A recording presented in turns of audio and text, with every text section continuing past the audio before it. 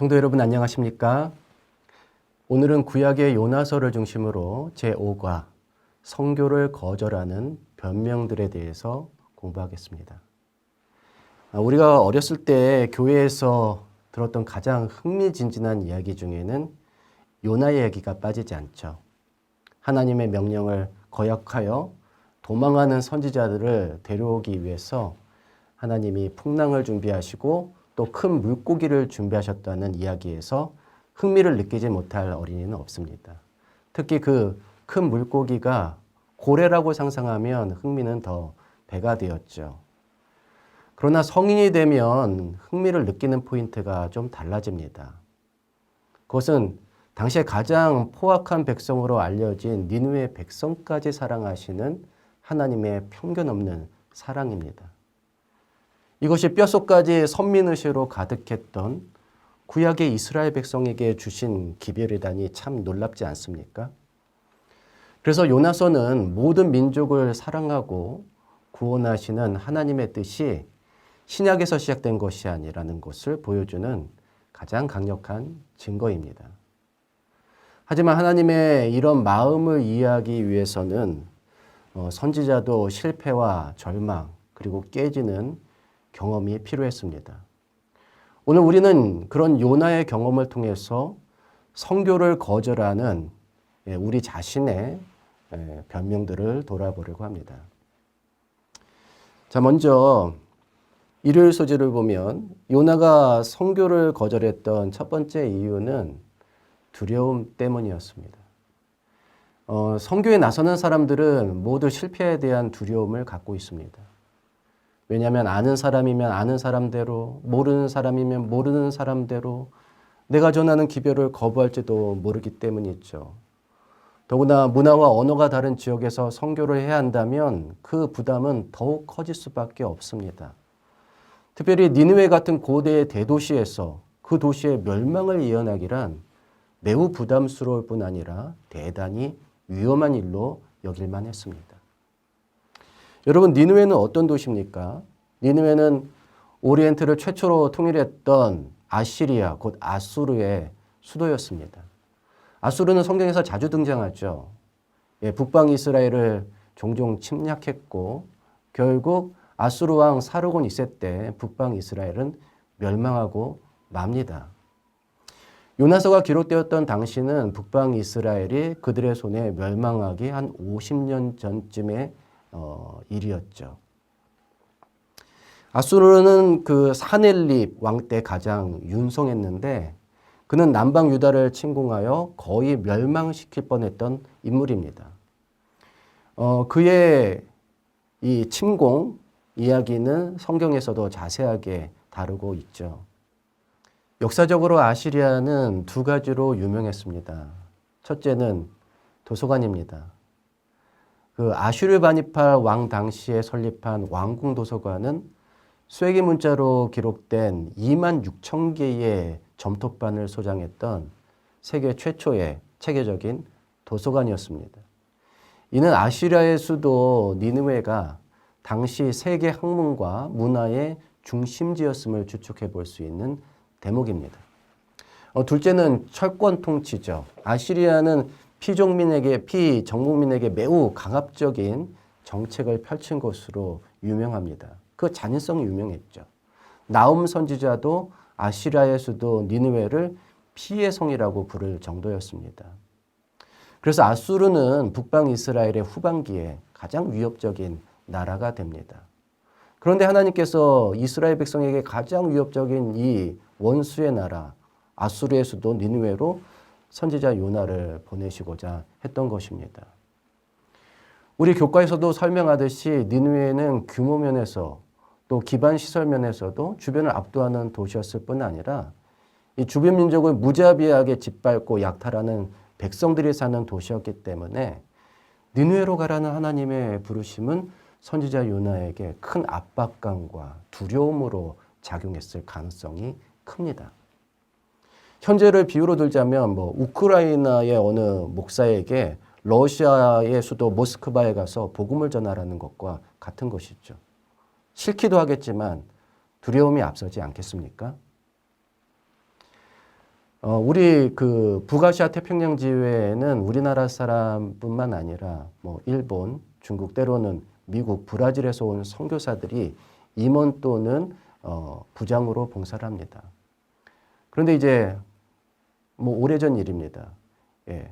북핵 위험이 한참 고조되었을 때에 한국에서 임원으로 봉사하기로 했던 그 어느 외국인 선교사가 고민 끝에 사역을 포기했던 적이 있습니다. 우리에게는 일상적인 위험이었지만 그 외국 선교사에게는 그것이 크게 고민할 만큼의 문제였던 모양입니다. 하지만 그의 결정에 누가 손가락질을 할 수 있겠습니까? 문제는 목숨의 위협을 느낄 만한 위협이 아님에도 우리 중 많은 사람들이 두려움을 핑계로 부르심을 거부한다는 것입니다. 한 20년 전 어느 집사님이 저에게 방문을 제안하신 적이 있었는데요. 그 엄마와 딸이 사는 한부모 가정이었습니다.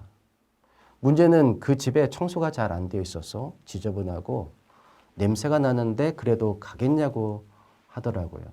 그때 저는 바로 가겠다고 대답을 하고 그 가정을 방문을 했습니다. 그리고 그 모녀는 우리 교인이 되었습니다. 물론 주변에 이제 천주교회 뭐 다른 개신교회에서도 그 가정에 굉장히 많은 관심을 기울이고 많은 도움을 주었어요. 그럼에도 그 모녀는 유독 우리 교회를 좋아했고 현관에 우리 교회 주보를 붙여놓고 자신이 재림신자라는 사실을 부끄러움 없이 증언했습니다. 그때 만약 제가 일종의 두려움이나 거부감, 뭐 주저함을 가지고 있었다면 어떻게 될 뻔했습니까? 한 번은 젊은 신자들에게 홀몸 어르신 가정을 방문해서 청소 봉사를 하자고 제안을 한 적이 있습니다. 처음에는 모두가 찬성했죠. 근데 병이 옮길지 모른다는 두려움이 퍼지자 모두가 포기했던 적이 있습니다.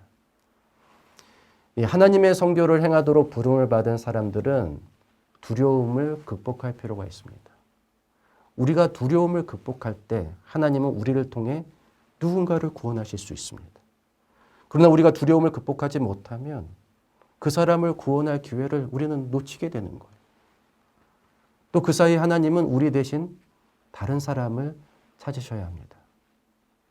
저와 여러분은 하나님의 선교에 참여하라는 부르심이 있을 때에 두려움을 이기고 영혼 구원의 기회를 놓치지 않는 사람이 되시기를 간절히 바랍니다. 둘째로 요나는 잘못된 관점을 가지고 있었기 때문에 사명을 거부했습니다. 이번 교과에서 지적한 요나의 잘못된 관점은 세 가지입니다. 먼저 그는 하나님에 대해서 잘못된 관점을 가지고 있었습니다.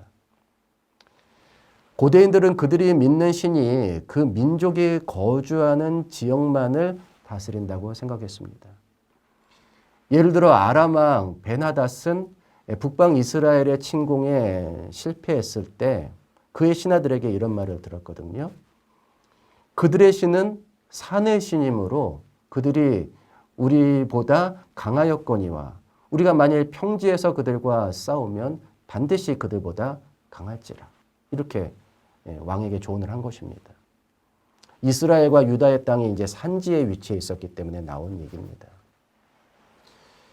또 예를 들어 이 아수르가 이스라엘을 멸망시킨 뒤에 이스라엘 백성을 이제 다른 지역으로 다 이주시키고 또 타 민족을 이스라엘 지역으로 이주시켰잖아요.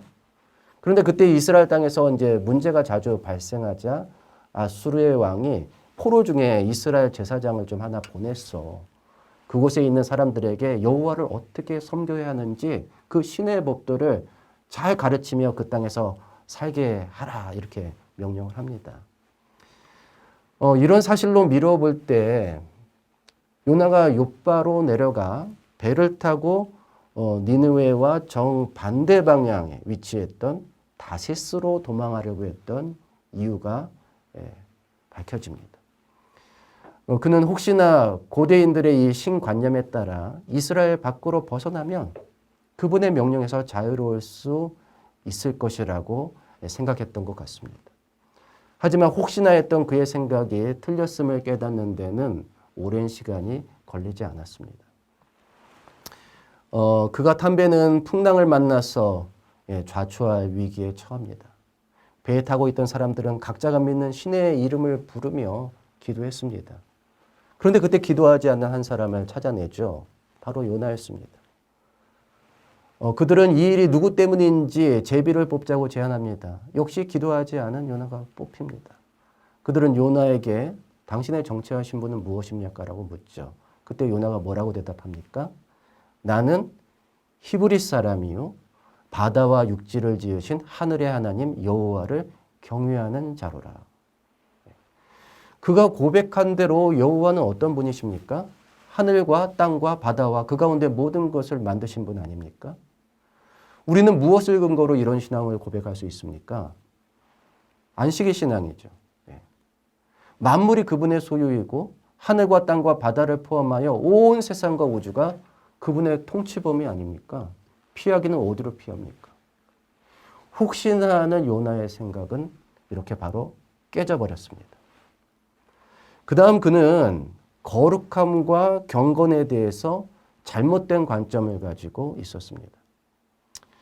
성경 특히 레위기를 보면 거룩을 강조하는 말씀을 자주 볼 수 있는데 여기 보세요. 너희는 나에게 거룩할지어다. 이는 나 여호와가 거룩하고 내가 또 너희를 나의 소유로 삼으려고 너희를 만민 중에서 구별하였음이니라. 하나님이 이스라엘 백성을 거룩하게 구별하신 이유는 그들로 하여금 하나님과 더 가까워지게 해서 이방 백성들에게 하나님을 더 잘 나타내게 하기 위함이었습니다. 그러나 이스라엘 백성은 그 거룩함을 유지하기 위해 이방 민족과 철저하게 단절되어 있어야 된다고 믿었던 것이죠. 물론 이방 종교의 악한 영향을 막기 위한 철저한 노력이 필요하기도 했습니다.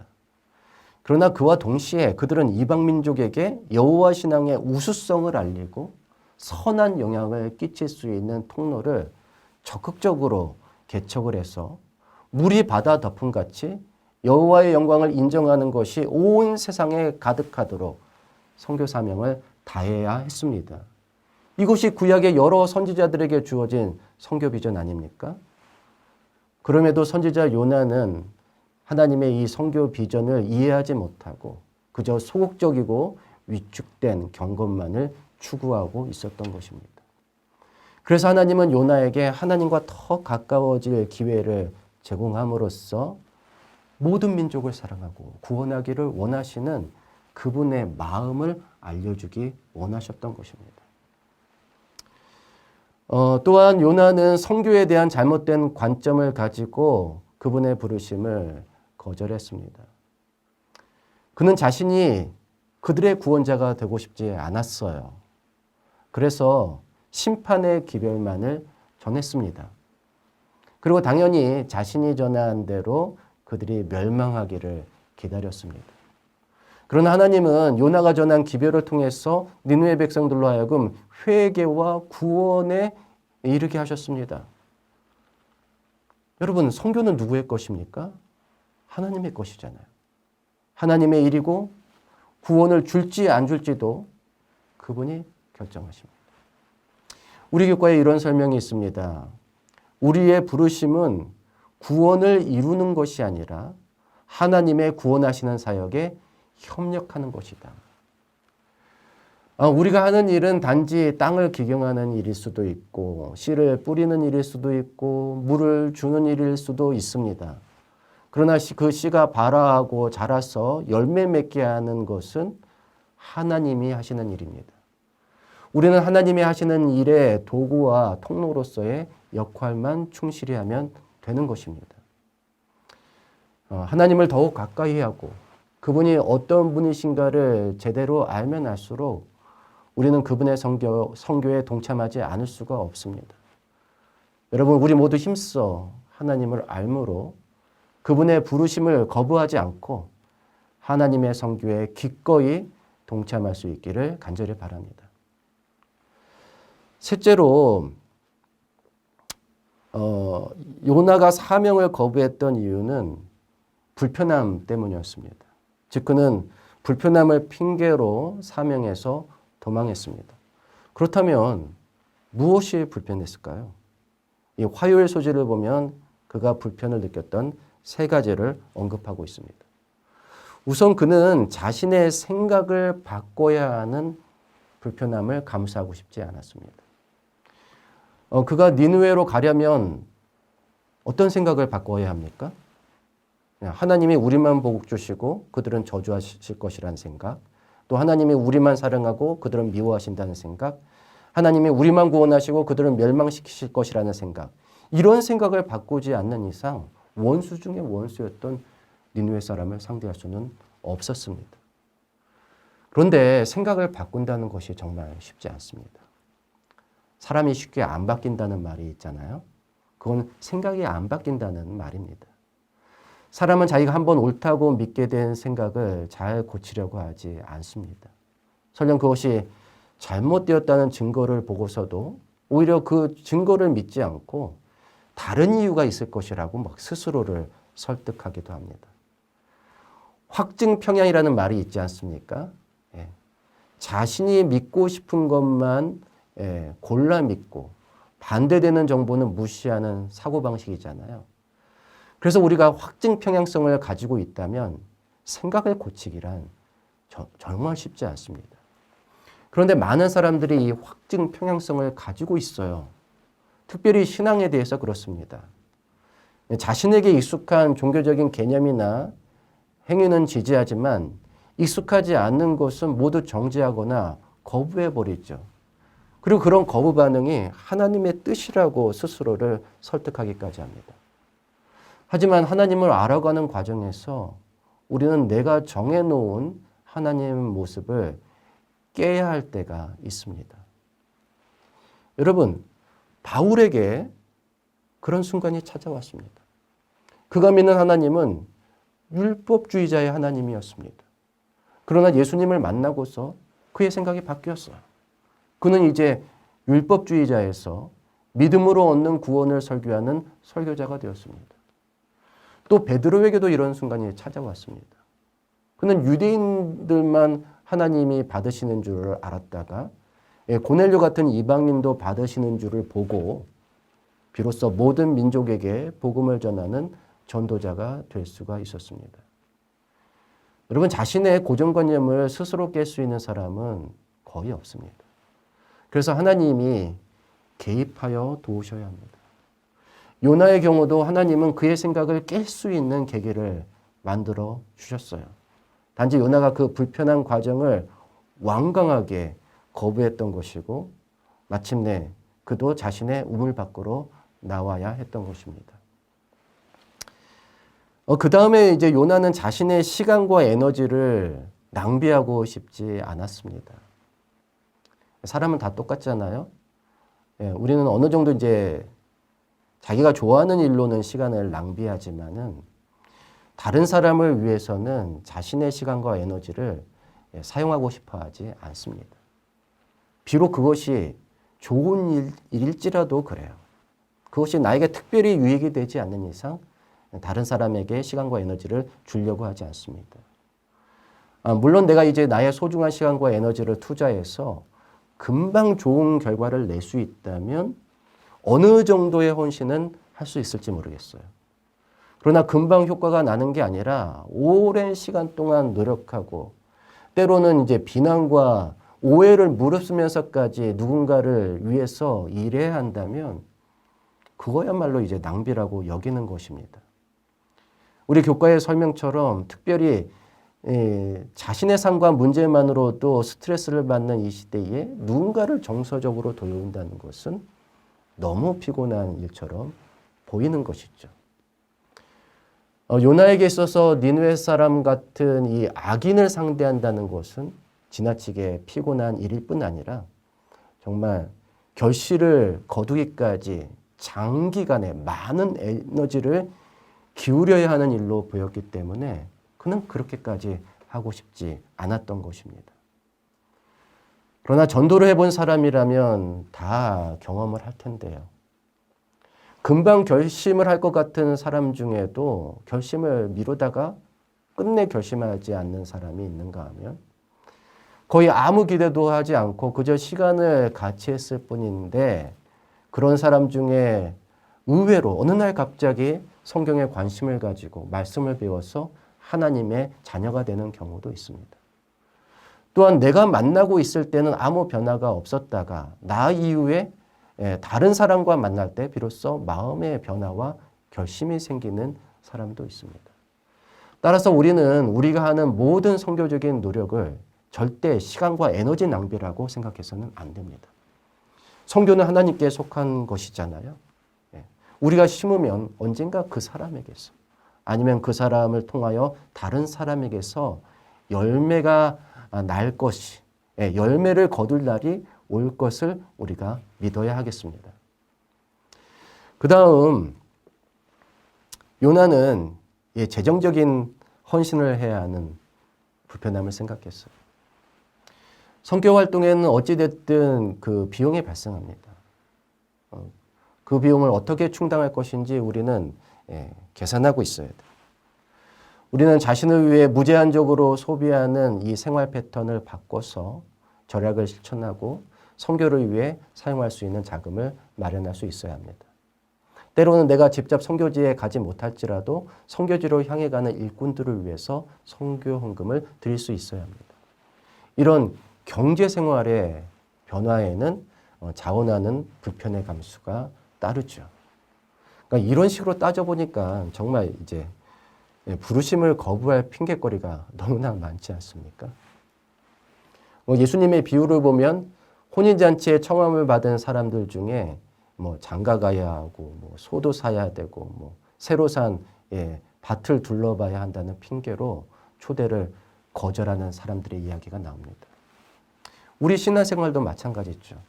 교회 오지 못할 핑계가 있는 사람들은요, 그 핑계가 사라지면 또 다른 핑계가 생깁니다. 사역에 참여하지 못할 핑계가 있는 사람들도 마찬가지입니다. 그 핑계가 사라지면 또 다른 핑계가 생깁니다. 저와 여러분은 핑계가 많은 그런 신자가 되지 않기를 바랍니다.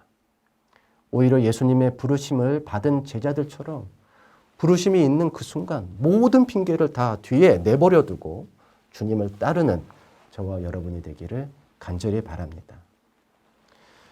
수요일 소지를 보면은 요나가 사명을 피하려 했던 마지막 이유는 불편한 대면 때문이었다라고 합니다.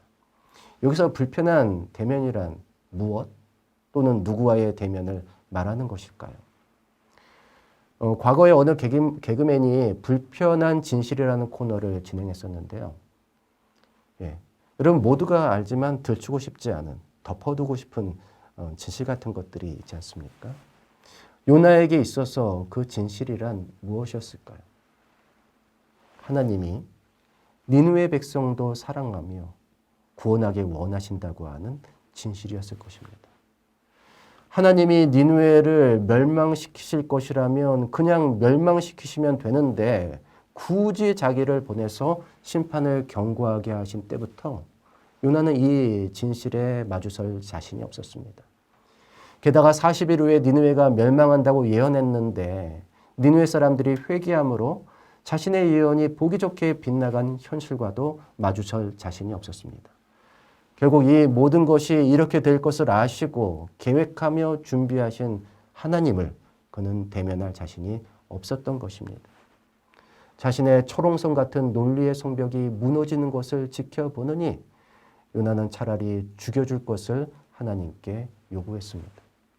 그때 하나님은 이 완고한 선지자의 사고방식을 변화시키기 위해서 박넝쿨을 준비하십니다. 하루 만에 크게 자란 이 박넝쿨은 요나에게 멋진 그늘을 제공했습니다. 그 다음 하나님은 벌레를 준비하셔서 그 박넝쿨이 시들게 하십니다. 그러자 요나는 사라진 이 박넝쿨에 대해서 하나님께 불평을 늘어놓죠. 그때 하나님이 하신 말씀이 요나서의 결론입니다. 여호와께서 이르시되 내가 수고도 아니하였고 재배도 아니하였고 하룻밤에 났다가 하룻밤에 말라버린 이 박넝쿨을 아꼈거든 하물며 이 큰 성읍 니느웨에는 좌우를 분별하지 못하는 자가 12만여 명이요 가축도 많이 있나니 내가 어찌 아끼지 아니하겠느냐 하시니라. 우리는 왜 내가 그들까지 신경을 써야 하는지, 왜 내가 그들을 위해서 기도해야 하는지, 왜 그들에게까지 도움을 주어야 하는지 물으면서 그 답을 모른 채 합니다. 여러분, 그 답을 우리가 왜 모르겠습니까? 하나님이 그들도 사랑하기 때문입니다. 하나님이 그들을 돌보시며 그들을 돕고 구원하기를 원하시기 때문입니다. 왜냐하면 그분은 온 세상의 창조주이시며 모든 생명의 주인이시기 때문입니다. 그리고 우리 인간을 그분의 형상으로 창조하시고 우리를 그분의 자녀로 삼으신 우리의 아버지이시기 때문입니다. 이런 하나님을 외면하지 못하는 이상 우리는 그분의 부르심 또한 외면할 수 없을 것입니다. 우리가 기억해야 할 중요한 사실은 이것입니다. 내가 그들을 돕고 구원하는 것이 아니라 하나님이 그들을 돕고 돌보며 구원하시는데 하나님이 그 일을 나를 통하여 하고 싶어 하신다는 사실입니다. 나를 그분의 선교에 참여시켜서 나로 하여금 그 주인의 즐거움에 참여하게 하고 싶어 하신다는 것입니다. 그래서 그분의 나라를 우리에게 유업으로 주기 원하신다는 이 사실을 잊지 않기를 간절히 바랍니다. 요나서를 읽을 때 보통 사람들은 알아차리지 못하는 중요한 사실을 하나 알려드리겠습니다. 요나서에는 하나님의 이름이 2개 나오는데요. 하나는 여호와이고 다른 하나는 엘로힘입니다. 요나가 말하는 문맥에서는 모두 여호와가 사용되었습니다. 반면 니느웨 사람과 니느웨 왕의 말 속에서는 모두 엘로힘이 사용되었습니다. 이 단어들이 이렇게 철저하게 구별되었던 이유는 무엇일까요? 성경에서 야훼는 이스라엘 백성과 언약을 맺으시는 하나님입니다. 반면 엘로힘은 하나님을 지칭하는 일반적인 명칭이라고 할 수 있겠습니다. 그래서 요나가 니느웨로 가서 40일 후에 도시가 멸망할 것이라고 예언했을 때 니느웨 백성들은 여호와의 이름으로 회개한 것이 아니라 엘로힘의 이름으로 회개를 했습니다. 즉 그들이 바라본 하나님은 이스라엘 민족만을 위한 하나님이 아니라는 사실을 이렇게 은연중에 나타냈던 것이죠. 이런 일은 다니엘서에서도 반복이 됩니다. 다니엘서 4장에서 다니엘은 느부갓네살 왕에게 제발 회개하고 정의를 행하라고 촉구를 합니다. 결국 회개를 거부한 느부갓네살은 이제 미친 사람이 됐죠. 그러나 정한 시기가 되어서 그는 하늘의 왕을 찬양합니다. 그러나 중요한 것은 그가 결코 여호와라는 이름을 사용하지 않았다는 것이에요. 다니엘의 개인적인 기도가 실려있는 9장 이전까지 다니엘서에서는 여호와라는 말이 사용되지 않습니다. 왜일까요? 왜냐하면 이방인의 왕까지 돌보시는 하나님을 굳이 이스라엘의 하나님으로 제한할 필요가 없었기 때문입니다. 어차피 그분은 이스라엘 민족뿐 아니라 모든 민족의 아버지이시고 또 온 우주를 통치하시는 지극히 높으신 하늘의 왕이시기 때문입니다. 자, 구약의 이런 진술들은 이스라엘과 유다 백성의 편협한 세계관을 넓히고 하나님의 광대한 통치 범위를 깨닫게 해주고 있습니다. 바로 이러한 깨달음이 이제 우리가 모든 민족과 백성에게 복음을 전해야 하는 이유가 되는 것입니다. 바울도 온 세상에 복음을 전해야 했던 이유를 모든 사람의 주에서 찾았습니다. 자, 이 말씀을 보겠습니다. 성경에 이르되 누구든지 그를 믿는 자는 부끄러움을 당하지 아니하리라 하니 유대인이나 헬라인이나 차별이 없음이라.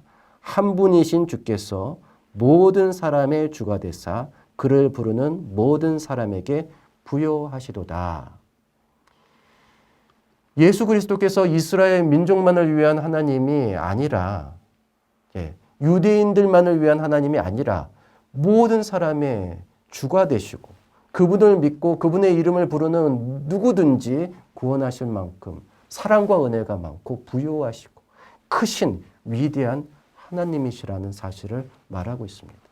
그래서 바울은 복음을 모든 민족에게 전하라고 하시는 하나님의 선교에 참여하게 되었던 것입니다.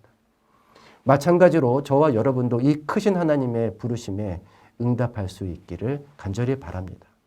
그래서 목요일 소지의 제목이 무엇입니까? 내가 여기 있나이다. 나를 보내소서입니다. 잘 아시는 것처럼 이 말은 선지자 이사야가 하나님의 부르심을 받았을 때에 그분께 드렸던 대답입니다.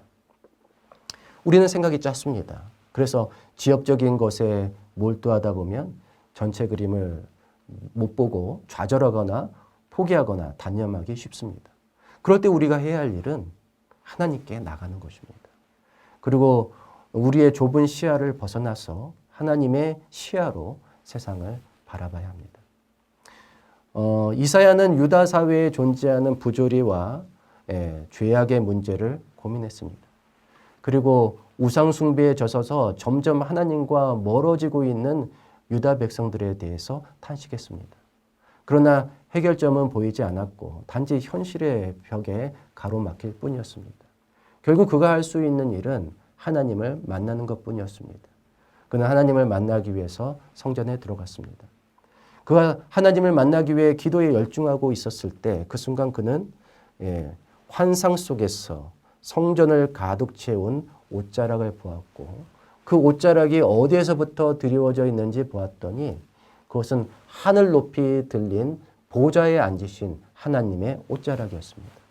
그는 그 보좌 가까이서 하나님을 모시고 있는 천사들을 보았는데 그들은 거룩하다, 거룩하다, 거룩하다.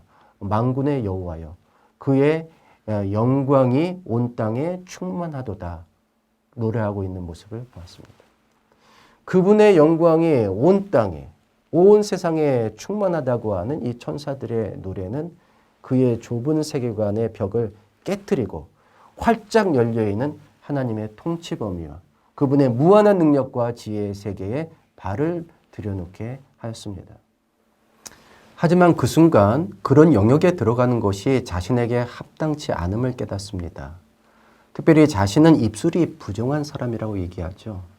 왜냐하면 자신이 마주한 하나님의 세계를 표현할 능력도 자격도 준비도 부족한 사람이었기 때문입니다. 그때 천사 한 명이 핀 숯을 가지고 와서 그의 입에 대며 그의 입술이 정결하게 되었음을 선언해 줍니다. 그리고 곧바로 하나님의 이러한 음성이 들리죠. 내가 누구를 보내며 누가 우리를 위하여 갈꼬. 하나님은 이사야에게 강요하지 않으셨습니다.